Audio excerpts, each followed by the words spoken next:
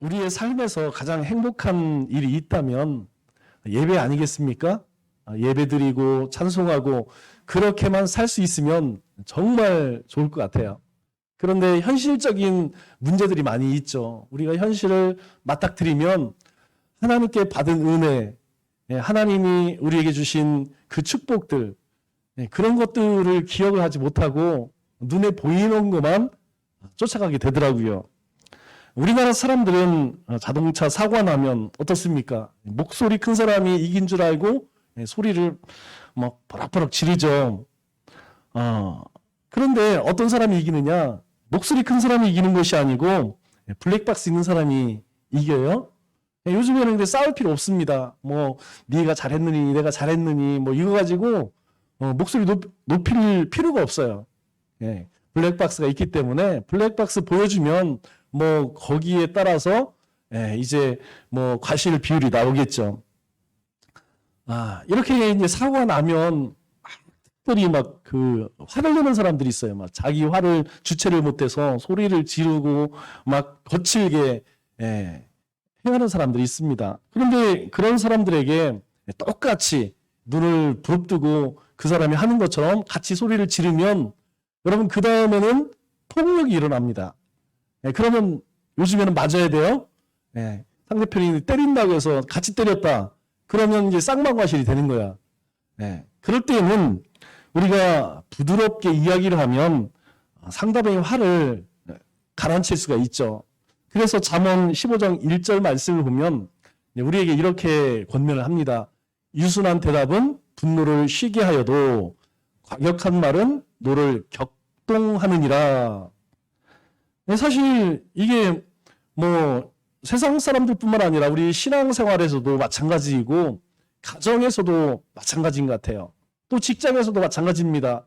우리가 매일 늘 사이좋게만 살면 얼마나 좋겠어요. 그러나 살다 보면 부부끼리도 이게 의견이 안 맞을 때가 있어요. 자녀들과도 마찬가지고 또 우리 이 믿음의 공동체 안에서도 의견이 달라서 얼굴이 붉힐 때도 있죠. 뭐 직장은 말할 필요도 없고 그럴 때에 내가 과격한 말을 자꾸 하게 되면 상대방의 노를 격동하게 한답니다. 그러면 이 분노가 쌓이면 그 다음에는 뭐가 돼요? 그 다음에는 이제 폭력으로 이어지고 이 폭력까지 이어지게 되면 이제 큰 상처를 받죠. 아주 인격적인 그런 상처를 받게 됩니다. 반드시 그렇게 가게 돼 있어요. 그래서 적어도 이제 우리가 하나님의 은혜 가운데 살고 있으니까 우리가 그러할 때에 유순한 말을 하면 분노를 가라앉힐 수 있다는 것이죠. 그래서 우리가 그럴 때일수록 그렇게 화가 날수록 어떻게 되느냐? 차분하게 무엇이 잘못인가 그것을 한번 돌아볼 필요가 있죠. 우리나라 사람들 가운데 특징이 뭐냐면 문제의 핵심을 가지고 싸우는 경우는 별로 없어요. 문제를 가지고 얘기하다가 뭐가 나오느냐? 과거의 얘기를 갖고 오죠. 옛날에 네가 그랬지. 우리 부부싸움에도 그렇죠? 지금 문제 가지고 싸우면 뭐 금방 끝납니다. 그런데 옛날 얘기가 이제 가지고 오면 이제 시끄러워지는 거예요. 그러니까 사람 직장에서도 마찬가지고 교회에서도 마찬가지죠. 지금 문제 가지고 이제 의견을 서로 나누면 큰 문제가 되지 않습니다. 그런데 이제 옛날 얘기 끊어오죠. 옛날에 네가 그랬는데 또 그런다. 이제 이렇게 되면 감정 싸움이 되죠. 그렇게 되면 이제 큰 싸움으로 번질 확률이 참 높습니다. 사람이 죄를 짓지 않고 살려면 우리가 예수님을 믿는다고 고백하는 것만으로는 부족합니다. 하나님의 말씀으로 이 죄를 차단하는 보호막이 있어야 한다는 것이죠.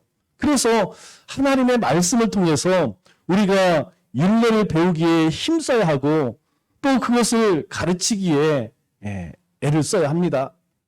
다시 시작해서 하나님의 말씀이 우리의 심령 가운데 우리의 삶 가운데 살아있으면 여러분 이 분노할 때에도 견딜 수 있다는 것이죠. 참을 수 있다는 것이죠. 그러나 이 하나님의 말씀이 없으면 여러분 모든 사람들은요 자기 성격대로 자기 살아온 대로 그게 나오게 돼 있습니다. 우리 사사기 요즘 큐티를 하고 있는데 이 사사기를 통해서 깨닫는 한 가지가 뭡니까? 제가 느끼는 건 뭐냐면 참 징하다. 정말 징그럽게 불순종한다. 야, 어떻게 하나님을 배반을 해도 불순종을 해도 이 정도까지 하느냐. 그럼 우리가 창세기를 통하여서 또 출애굽기 또 광야에서 하나님이 그들을 인도하신 그 삶을 쭉 보면 하나님께서 이스라엘 백성들에게 얼마나 큰 관심을 갖고 계십니까? 그리고 그들에게 엄청난 축복을 주시죠. 그럼에도 불구하고 그들이 조금만 편해지면 어떻습니까? 하나님의 말씀을 쫓는 것이 아니고 엉뚱한 것을 쫓아간다는 것이죠. 인간이 아무리 만각의 동물이라 할지라도 이스라엘 백성들은 정말 그 도가 지나치다는 것을 보게 되죠. 마치 집단 치매 같아요. 뭐 한 사람이 그런 것이 아니고 이스라엘 전체가 하나님의 은혜를 잃어버리고 말씀을 떠나서 우상 숭배하고 온갖 악한 일들을 행합니다. 그래서 사사기의 주제가 뭐라고 이야기했죠? 악순환이라는 거예요. 그리고 이 사사기의 끝 마지막 21장 25절에는 뭐라고 이야기합니까? 그때에 사사가 다스릴 그때에 이스라엘의 왕이 없으므로 사람이 각기 자기의 소견에 옳은 대로 행하였더라. 그러니까 모든 사람들이 다 자기 의견이 옳다고 주장하는 그런 시대였다는 거예요. 여러분, 이런 시대는 뭐 얘기할 필요도 없죠. 먼저는 하나님의 백성으로 살지 못하는 것은 그만두고 백성들끼리도 매일 다투고 싸울 수밖에 없다는 것이죠. 아니, 나도 옳고 너도 옳고 다 옳으면 그런 사람이 하나도 없잖아요. 그러니까 어떻습니까? 이 사회가 강팍해지고 매일 다툼이 일어날 수밖에 없다는 것이죠. 그래서 우리는 이 땅 가운데 믿음의 삶을 살아갈 때 잊어서는 안 되는 한 가지가 있습니다. 그것이 무엇이냐면 하나님의 은혜라는 것이죠. 우리는 하나님의 은혜로 구원을 받았고 지금도 그 은혜 가운데 살아가고 있습니다. 이것을 잊으면 우리의 삶의 모든 것이 무너진다는 것입니다. 왜 영성생활이 중요하냐? 여러분, 다른 것 아니에요. 예배를 드리고 말씀을 묵상하고 기도를 하고 하나님과 동행하는 삶을 사는 가장 큰 이유는 무엇이냐? 하나님의 은혜를 잊지 않기 위함이라는 것이죠. 그래서 이스라엘 백성들에게도 하나님께서 7절기라는 걸 주셨지 않습니까? 7절기가 뭐예요? 하나님의 은혜를 잊지 말라는 것입니다.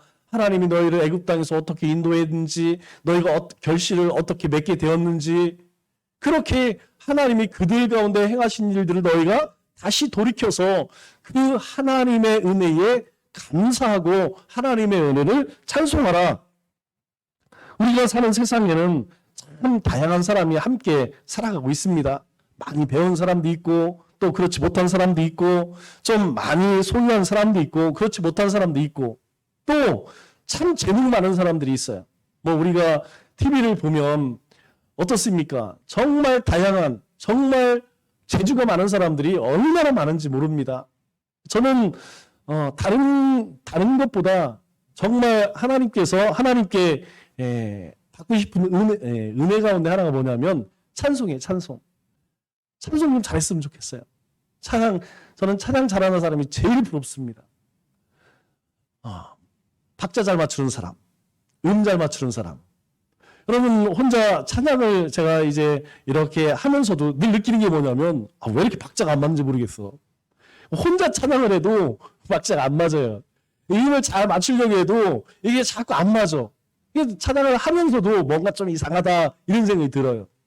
우리가 사는 세상에는 이렇게 많은 다양한 사람들이 함께 살아가고 있죠. 또 다양한 환경 속에서 다양한 경험을 하면서 살아갑니다. 슬플 때도 있고 기쁠 때도 있고 행복할 때도 있고 또 그렇지 못할 때도 있죠. 그런데 대부분 언제 행복했습니까? 이렇게 물어보면 하나같이 살기 힘들 때, 어려울 때 그때가 행복했다 이런 대답을 하죠. 참 역설적입니다. 여러분, 힘들 때에는 불행해야 되는데 이상하게 지나고 나면 그 힘겨웠던 때가 오히려 행복했다. 그렇게 이야기를 많이 합니다. 그리고 오히려 힘들고 어려울 때보다 잘 살고 부족함이 없을 때 더 공고하다. 그런 이야기를 많이 해요. 여러분, 실제로 우리 사회에서도 사람들 잘 사는 사람들을 보면 그 사람들이 삶을 가만히 들여다보면 참 공고한 것을 보게 돼요. 반면에 조금 어렵지만 열심히 살아가는 사람들 많이 봅니다. 우리 생각에는 아유, 저 정도 가지고 있으면 참 행복할 것 같다라고 하는데 전혀 그렇지 못한 모습을 많이 보게 되죠. 그런데 사실 그리스도인들도 마찬가지라는 것이죠. 우리가 어려울 때, 평안할 때, 어려울 때보다 평안할 때 훨씬 더 조심해야 합니다. 왜냐하면 우리 고린도전서 10장 12절에 뭐라고 말씀하시냐면 선줄로 생각하는 자는 넘어질까 조심하라는 것이죠. 또 8장 2절에는 누구든지 무엇을 아는 줄로 생각하면 마땅히 알 것을 알지 못하는 것이요 라고 이야기합니다. 내가 이제 조금 신앙이 뭔지, 또 나에게 준 직분이 사역이 뭔지, 믿음이 뭔지 좀 안다고 했을 때에 오히려 조심하라는 것이죠. 왜 그렇습니까? 그때에 우리 가운데 교만함이 찾아온다는 것이죠. 여러분, 대부분 언제 신앙이 나태해지고 게을러질까요? 절대 고난의 때, 환난의 때가 아니라는 것입니다. 우리의 삶에 어떤 어려움이 있고 근심 걱정이 있으면 오히려 영적으로는 더 민감하다는 것이죠.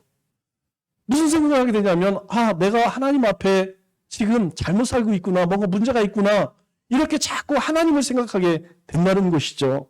반면에 삶에 아무런 문제가 없고 윤택하고 부유한 생활을 할 때 어떻습니까? 마치 내가 잘해서, 내가 신앙이 좋아서, 내가 하나님의 뜻대로 살기 때문에 내가 이런 복을 누리고 있구나라고 그렇게 생각할 수도 있다는 것이죠. 아무런 근심 걱정이 없으니까 하나님을 잊고 현실에 안주해 버릴 수 있다는 것입니다. 즉 하나님의 은혜를 잊으면 그 순간부터 우리 속에 교만함과 욕심만이 우리를 지배하게 된다는 것입니다. 그래서 오늘 하나님께서 이것을 염려하시면서 이스라엘 백성들에게 교훈을 하시죠.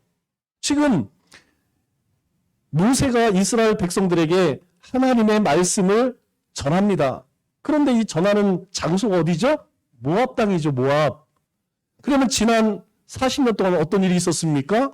광야에서 방황하는 인생을 살았죠. 그전에는 가데스 바네아에서 우리는 약속의 땅 못 들어갑니다. 그전에는 어떤 일이 있었죠? 시내산에서 하나님과 언약을 맺지 않습니까? 너희는 이 계명을 잘 지켜라. 그러면 내가 너희 하나님이 되고 너희는 내 백성이 되리라. 그런데 바로 가데스 바네아에 가서 하나님의 그 약속을 이스라엘 백성들이 무시해버리죠.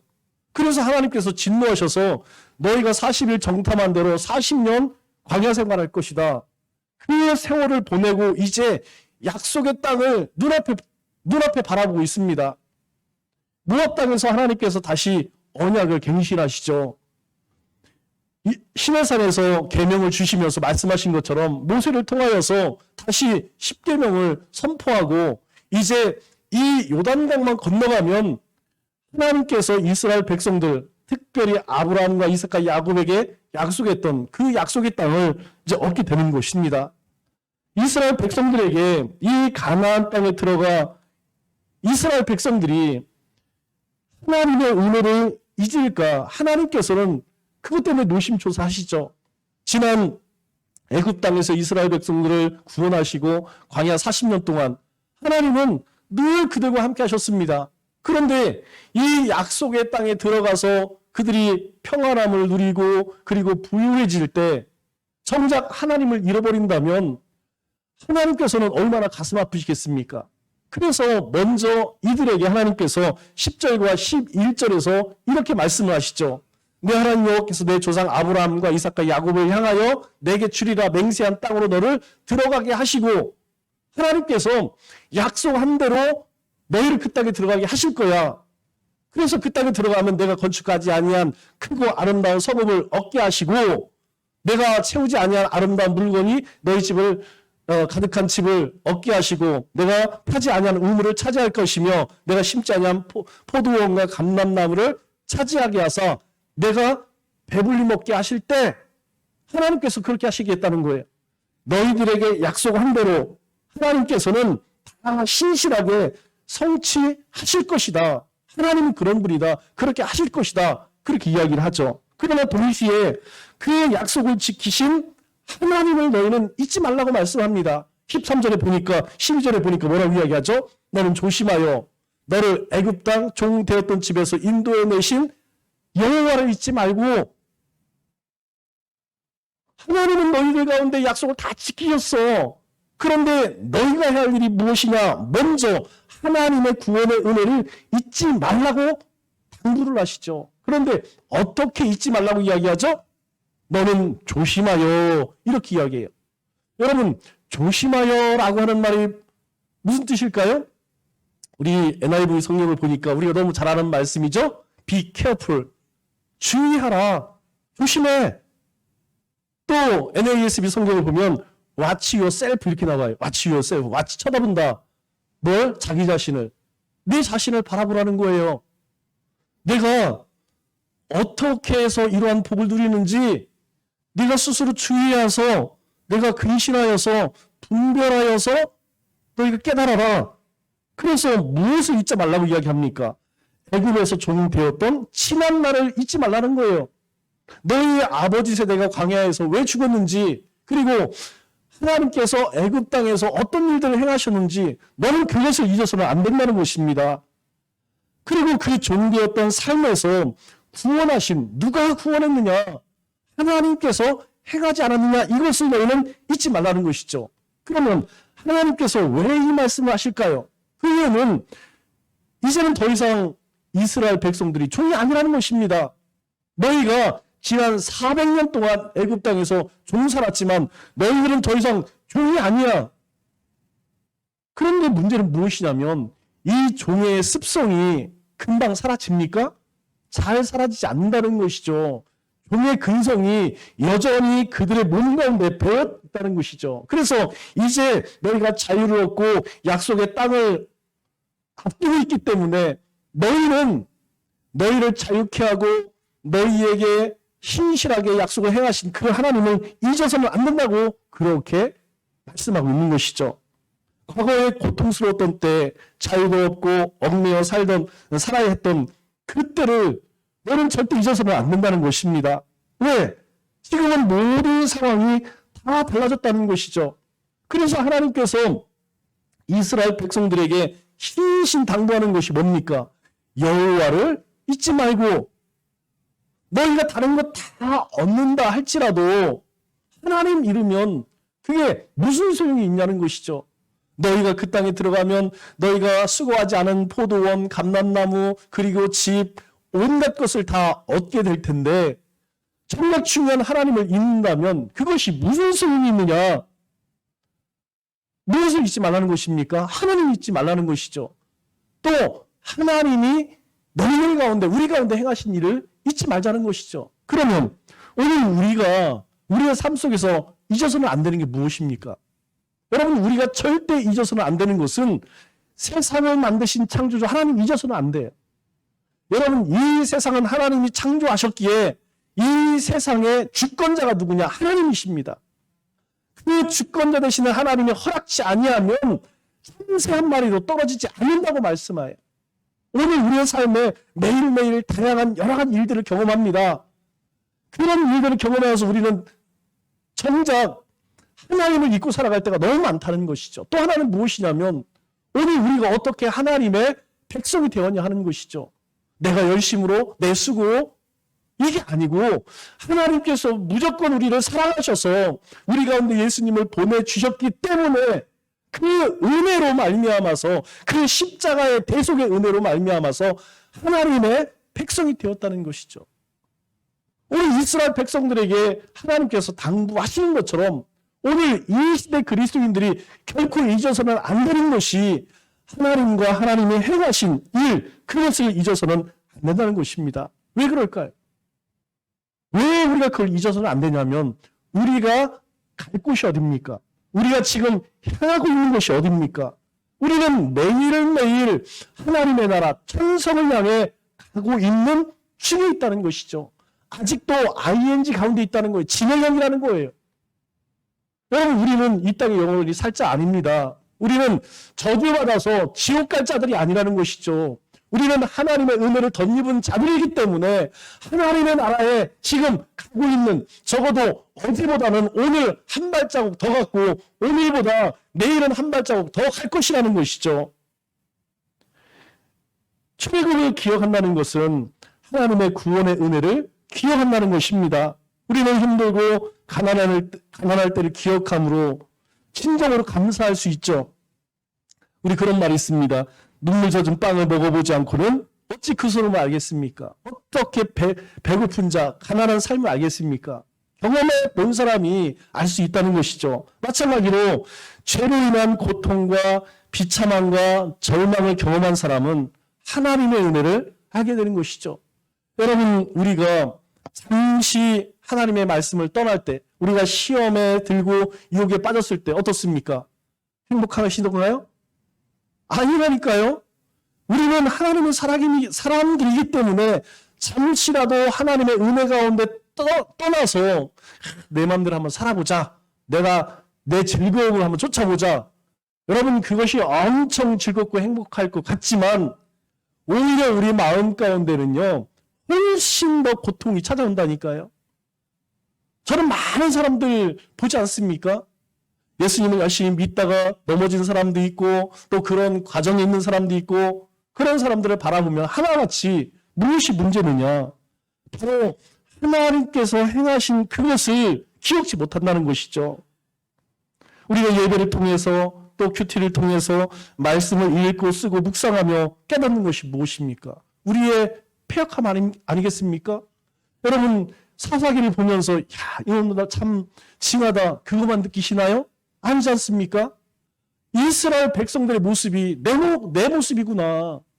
내가 오늘 아침에 하나님 말씀대로 하나님 기뻐하시는 삶을 살겠습니다 라고 하였는데 돌아서서 우리 가족들에게 소리를 지르고 또 직장에 가서 다투고 그리스도의 향기를 드러내기보다는 하나님의 영광 가리우는 그런 삶을 살고 있지 않습니까? 하나님의 은혜와 사랑이 얼마나 큰지 매일 깨닫지만 또 깨닫는 만큼 후패한 옛 모습으로 살아가는 것이 우리의 모습이라는 것이죠. 그래서 모세가 신명기 26장 9절로 11절에서 이렇게 고백을 합니다. 가장 먼저 뭐라고 이야기해요? 이곳으로 인도하신 분이 누구라는 것이죠? 하나님이라는 것입니다. 하나님의 주권을 인정하는 것이죠. 또 젖과 꿀이 흐르는 땅을 주셨나니 하나님께서 약속을 지키셨다는 거예요. 또 10절의 말씀을 보니까 토지 소산의 만물을 가져왔나이다. 하나님께서 복 주셔서 그것으로 얻은 것을 이렇게 드립니다. 이게 뭡니까? 열매를 하나님께서 거두게 하셨다는 것이죠. 하나님께 감사드리는 것입니다. 또 내 하나님 여호와 앞에 경배할 것이며 하나님을 경배한다는 것이죠. 예배한다는 것입니다. 왜 그런 이스라엘 백성들이 하나님 원하신 것이 무엇일까요? 11절 말씀을 보니까 이렇게 이야기하죠. 내 하나님 여호와께서 너와 내 집에 주신 모든 복으로 말미암아. 여러분, 이 복이 무엇입니까? 임마누엘의 복 아니겠습니까? 하나님께서 하나님의 백성 이스라엘 백성들과 함께 하시는 복, 그로 말미암아서 너는 내일이나 너희 가운데 거류하는 객과 함께 즐거워할지니라. 너희가 정말 하나님으로 말미암아서 즐겁고 기쁜 삶을 살기를 원하신다는 것이죠. 그런데 그 전제가 무엇입니까? 하나님의 주권과 하나님께서 우리에게 베풀어 주신 그 축복들, 그리고 감사, 경배가 있을 때에 바로 우리의 삶에 하나님이 주신 복으로 즐거워할 수 있다는 것이죠. 왜 그렇게 할까요? 우리가 평안할 때, 부유할 때 하나님의 은혜를 잊지 말라는 것입니다. 오늘 이 시대에 여러분, 먹을 것이 없어 고민하는 사람 있나요? 고민이 있다면 오늘은 무엇을 먹을 것일까? 여러분, 일에 마치고 집에서 식사를 하시는 분들 계시지만 나가서 식사하시는 분들 계세요. 여러분, 떼거리가 없다, 이거 걱정하시는 분 계시잖아요. 그런 분 없습니다. 오늘 점심은 뭘 먹을까? 뭘 골라 먹을까? 이거 고민하죠. 우리는 지금 그런 시대를 살아가고 있습니다. 그래서 우리가 이 평화롭고 부유한 시대에 하나님의 은혜를 잊지 말라는 것입니다. 그래야 감사할 수 있고 겸손할 수 있고 순종할 수 있기 때문이라는 것이죠. 여러분, 이스라엘 역사 가운데에 가장 위대한 왕 가운데 하나가 누구냐면 다윗이죠. 그러나 다윗보다 더 풍요를 누리는 왕이 누구냐면 그의 아들 솔로몬입니다. 그 솔로몬이 하나님 앞에 기도할 때에 이런 기도를 합니다. 잠언 30장 7절로 9절 말씀을 보니까 내게 두 가지를 주께 구하였사오니 나에게 두 가지 소원이 있습니다. 내가 죽기 전에 내게 거절하지 마옵소서. 하나님, 내 일평생 동안 이 소원을 하나님께서 거절하지 마옵소서. 반드시 들어주옵소서. 그런데 그 소원이라는 게 참 재밌어요. 첫째가 뭐냐면 헛된 것과 거짓말을 내게서 멀리하옵시고 나를 가난하게 해도 마옵시고 부욕에 마옵시며 오직 필요한 양식으로 나를 먹이시옵소서. 아니, 그 부유한 자가, 그 똑똑한 자가 하나님 앞에 제가 소원이 두 개 있는데 그 첫째가 뭐냐면 오직 필요한 양식으로 나를 먹이시옵소서. 이 땅 가운데 살아갈 때에 굶지 않도록 하나님 채워주옵소서. 육적인 것뿐만 아니라 영적인 것도 마찬가지겠죠. 하나님, 제가 공고한 삶으로 살아가지 않도록 하나님께서 제 삶에 은혜를 베풀어 주시고 제가 혹시 가난하여서 도둑질할까 하나님 양식을 주옵소서. 그런데 두 번째 고백은 더 기가 막혀요.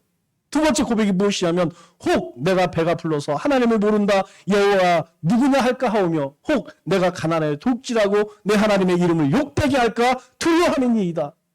첫째는 하나님, 제가 먹고 살아야 하기 때문에 먹을 것 필요한 것 하나님 채워주옵소서. 그런데 두 번째 소원이 무엇이냐면 혹 제가 배가 불러서 하나님의 그 은혜를 잊을까 봐 두렵습니다. 제가 어떠한 경우에도 하나님 은혜 잊지 않게 하옵소서. 그렇게 하나님 앞에 간구하고 있어요. 우리가 평안을 누리고 보유할 때에 하나님의 구원의 은혜를 반드시 기억해야 하는 이유가 여기 있는 것입니다. 두 번째로 13절 말씀을 보니까 이렇게 말씀합니다. 내 여호와 내 하나님 여호와를 경외하며 그를 섬기며. 두 번째로 하나님만 경외하고 섬기라 이렇게 말씀해요. 하나님을 경외하는 자가 복된 자입니다. 왜 그렇습니까? 바로 하나님이 누구인 줄 안다는 것이죠. 여러분, 하나님이 누구십니까? 바로 세상을 만드신 창조주세요. 그리고 우리를 자녀 삼으신 구주십니다. 구원자라는 것이죠. 또 마지막 날 하나님께서 심판하신다는 거예요. 각자 행한 대로 하나님이 심판하시는 심판주라는 것이죠. 하나님을 경외하며 살아가는 사람에게 하나님께서 뭐라고 말씀하세요? 내가 떠나지도 아니하리라. 내가 함께하리라. 하나님을 경외하는 사람에게는요, 하나님이 함께 하신대요.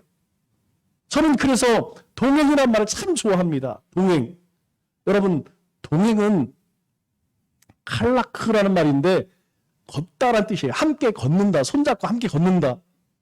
성경에 그 많은 3,000명에 가까운 하나님께 쓰임받은 많은 사람들이 있었습니다. 그런데 단 두 사람밖에 하나님과 동행한 사람이 없다고 이야기해요. 누굽니까? 바로 에녹과 노아예요.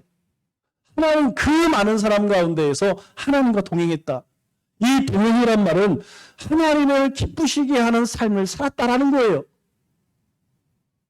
어떠한 경우에도 좋을 때만 그런 것이 아니고 힘겨울 때에도 고통스러울 때에도 하나님과 동행하는, 하나님을 기쁘시게 하는 삶을 살았다. 그 사람에게 붙인 말이 뭐냐면 동행이에요. 동행. 그 사람이 바로 노아와 그리고 에녹이었다는 것이죠. 하나님께서 은혜를 베푸셔서 우리 인생을 부족함 없는 인생으로 하나님이 축복하셨어요. 그러면 우리가 하나님을 경외한다는 것은 무엇일까요? 제가 하나님을 경외합니다. 여러분, 하나님을 경외한다는 것은 다른 것이 아니에요. 하나님 찬송하는 게 경외하는 거 아니겠습니까? 하나님을 예배하고 하나님 말씀에 순종하는 것, 그것이 곧 하나님을 경외하는 것이죠. 즉 하나님의 뜻대로 살아가는 것, 그것이 하나님을 경외한다는 것입니다. 입술로만 하나님을 경외합니다. 이거 아니라는 거예요. 입술로 고백했으면 고백한 대로 하나님을 찬송하고 예배하고 순종하는 삶, 그래서 하나님의 뜻대로 살아가는 그 삶이 하나님을 경외하는 삶이라는 것이죠. 여러분, 그거 정리하면 두 가지입니다. 첫째는 하나님 앞에 이 악한 시대에 생명된 삶을 살아가는 것, 거룩함이죠. 또 하나님이 우리에게 당부하신 명령이 있습니다. 우리는 그것을 사명이라고 이야기하죠. 여러분, 사명을 뭐라고 이야기했습니까? 우리의 목숨을 하나님께서 쓰시기를 원한다. 그래서 쓴 사자의 목숨명 아니겠습니까? 하나님은 우리를 쓰기를 원하세요. 무엇을 위해? 복음을 위해서. 그렇게 하기 위해서 오늘 이스라엘 백성들에게 이 모세를 통하여서 축복을 약속하시죠. 그 축복이 그 유명한 신명기 28장 1절로 6절 말씀입니다. 우리 다 같이 한번 1절로 6절 말씀을 한 목소리로 읽어보도록 하겠습니다. 시작. 내가 내 하나님 여호와의 말씀을 삼가 듣고 내가 오늘 내게 명령하는 그의 모든 명령을 지켜 행하면 내 하나님 여호와께서 너를 세계 모든 민족 위에 뛰어나게 하실 것이라. 내가 내 하나님 여호와의 말씀을 청종하면 이 모든 복이 내게 임하며 내게 이르리니 성읍에서도 복을 받고 들에서도 복을 받을 것이며 내 몸의 자녀와 내 토지의 소산과 내 짐승의 새끼와 소와 양의 새끼가 복을 받을 것이며 내 광주리와 떡반죽 그릇이 복을 받을 것이며 내가 들어와도 복을 받고 나가도 복을 받을 것이니라. 하나님께서 어느 때 하나님의 복을 누릴 것이라고 말합니까? 1절 말씀을 보니까 내가 내 여호와의 말씀을 듣고 지켜 행하면 이것이 여호와를 경외하는 것이죠. 여호와를 경외하면 하나님이 약속하는 게 뭡니까? 3절 보니까 모든 장소에서 복을 받는다는 거예요. 아브라함은 그가 어디를 가든지 하나님께서 그에게 복을 내려주셨습니다. 이삭에게도 그렇게 하셨고 야곱에게도 요셉에게도 그렇게 하셨죠. 특별히 요셉은 형들에게 팔려가서 애굽에 내려갔지만 하나님은 범사에 그에게 복을 내리셨어요. 그뿐입니까? 4절 말씀 보니까 또 자손들까지 복을 받는다. 그렇게 내 몸에 자녀가 복을 받는다는 것이죠. 하나님을 경외하고 순종하면 너뿐만 아니라 내 후손까지, 네 자녀들까지 하나님의 복을 받을 것이다. 그렇게 이야기합니다. 출애굽기 20장 6절에 뭐라고 이야기하죠? 나를 사랑하고 내 계명을 지키는 자에게는 천대까지 하나님이 은혜를 베푸신다는 거예요. 하나님을 경외하는 자에게 하나님이 이렇게 축복하신다는 것이죠. 그러면 자녀만 복을 받는다는 겁니까? 아니죠. 가축과 농작물까지도 농산물까지 복을 준대요. 4절 말씀 보니까 내 토지의 소산과 내 짐승의 새끼와 소와 양의 새끼가 복을 받을 것이며 하나님께 순종하고 경외하는 자는 사람만 복을 받는 것이 아니고 그 기르는 짐승의 새끼와 우양의 새끼도 복을 받는다. 이 축복은 하나님으로부터 축복받은 사람에게 따라오는 부수적인 축복이라는 것이에요. 왜냐하면 이런 것들은 모두 우리가 이 땅 가운데 살아갈 때 꼭 있어야 할 것들입니다. 하나님은 요셉을 축복하심으로 어떻습니까? 보디발의 집과 그리고 밭의 모든 소유가 다 복을 받게 하셨다는 것이죠. 우리 창세기 39장 5절 말씀을 보면 그가 요셉에게 자기 집과 그의 모든 소유물을 주관하게 한 때부터 그때부터 요셉에게 모든 것을 맡길 그때부터 여호와께서 요셉을 위하여 보디발을 위한 게 아닙니다. 요셉을 위하여 그 애굽 사람의 집에 복을 내심으로 여호와의 복이 그 집과 밭에 있는 모든 소유에 미친지라. 어떻게 그 집과 보디발의 집과 밭에 있는 모든 소유가 축복을 받습니까? 요셉 때문에. 하나님께서 우리의 삶만 축복하는 것이 아니고 우리의 함께하는 모든 것들을 함께 축복하신다는 것이죠. 하나님께서 내리신 축복은 그와 관계하는 모든 것들까지도 내려간다는 이야기예요. 그뿐입니까? 5절 6절 말씀을 보면 가정에서도 복을 받고 삶의 터전에서도 복을 받는다 이렇게 말씀해. 여러분, 가정은 우리의 안식과 평안과 휴식과 양육의 보금자리입니다. 사랑이 넘치고 험악한 가정을 통하여서 영육 간의 행복을 누리게 하신다는 거예요. 여러분, 우리의 삶에서 가장 큰 행복이 뭐예요? 자녀들 다는 거 아니겠습니까? 여러분, 아무리 세상에서 뭐 잘 나간들 만약 가정에 우환이 있으면 여러분 행복합니까? 하나님께서 축복하시겠다는 거예요. 언제? 여호와를 경외하면 너희가 하나님의 말씀을 듣고 지켜 행하면 하나님께서 너희의 가정을 그렇게 축복하시겠다고 약속합니다. 또 삶의 터전 위에 하나님 복을 주신대요. 내가 들어가도 복을 받고 나가도 복을 받고, 하나님께서 내가 어느 곳에 가든지 어떤 일을 하든 간에 하나님 복을 주신다는 것이죠. 왜 그렇습니까? 하나님의 축복을 받은 사람은 진실합니다. 그리고 정직하고 지혜롭고 성실하죠. 적어도 우리는 세상 가운데서 그러한 삶을 살아가야 한다는 것이죠. 왜? 우리가 하나님의 백성이기 때문에 우리는요, 그렇게 기회주의적 아닙니다. 보면 열심히 하고 안 보면 그렇게 이기적으로 살지 않아요. 그렇게 허투루 살지 않습니다.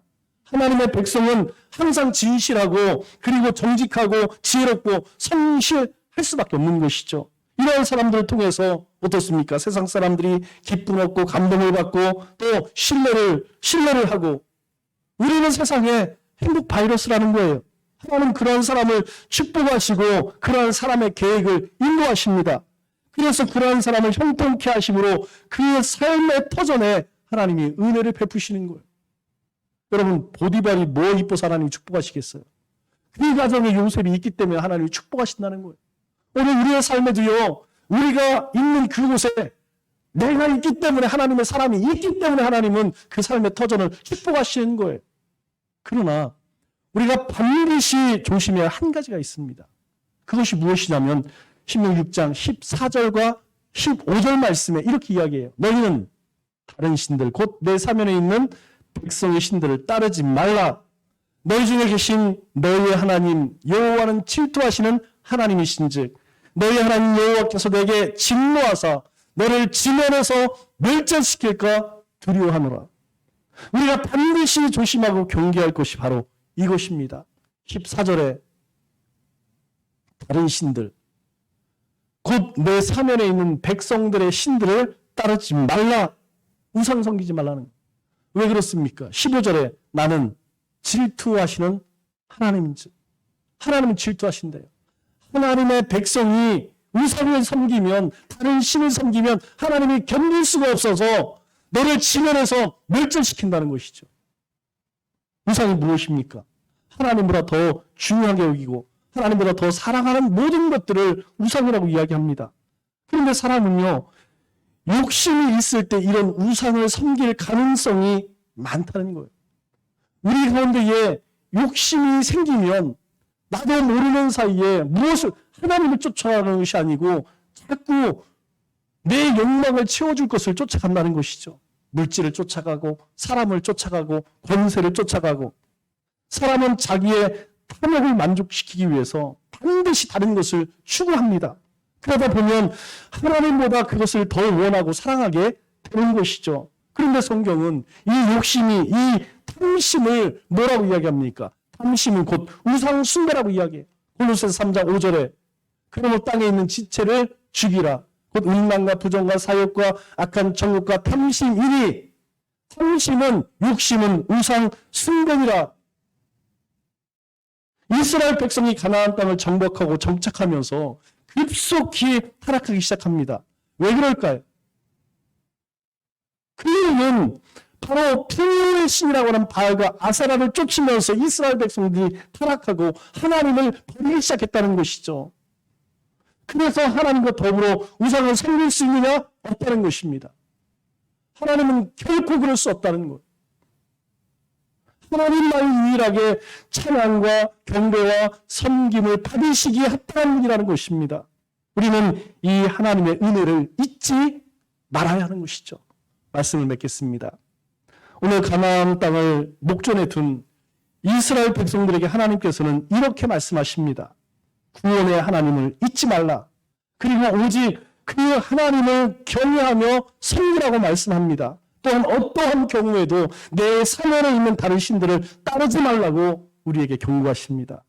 이 한 주도 코로나 재앙 속에서 우리를 지키시고 인도하시고 함께 하시는 구원의 하나님, 오늘까지 인도하시고 지키시고 보존하시는 하나님, 우리 영원한 생명 되시는 그 하나님만 노래하고 경배하고 예배하는 우리 믿음의 권속들 다 되시기를 주님의 이름으로 축원합니다.